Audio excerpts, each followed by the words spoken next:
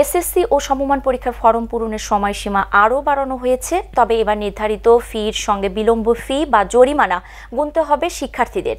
গত 15 ডিসেম্বর রোববার ঢাকা মাধ্যমিক ও উচ্চ মাধ্যমিক শিক্ষা বোর্ডের পরীক্ষা নিয়ন্ত্রক অধ্যাপক মোহাম্মদ আবুল বাশারের সই করা বিজ্ঞপ্তিতে এ তথ্য জানানো হয়। অন্য শিক্ষা বোর্ডগুলো তাদের ওয়েবসাইটে এ বিষয়ে নির্দেশনা দিয়েছে। বিজ্ঞপ্তিতে বলা হয়েছে, বিলম্ব ফি সহ 2025 সালের এসএসসি পরীক্ষার ফরম পূরণের সময় 15 ডিসেম্বর থেকে 17 ডিসেম্বর পর্যন্ত বৃদ্ধি করা হলো। ফি জমা দেওয়ার শেষ তারিখ 18 ডিসেম্বর। জানা যায়, গত 1 ডিসেম্বর 2025 সালের এসএসসি ও সমমান পরীক্ষার ফরম পূরণ শুরু হয়। জরিমানা ছাড়া 9 ডিসেম্বর পর্যন্ত ফরম পূরণের সুযোগ ছিল। তবে শেষ দিনে এই সময়সীমা আরও 5 দিন বাড়িয়ে 14 ডিসেম্বর করা হয়।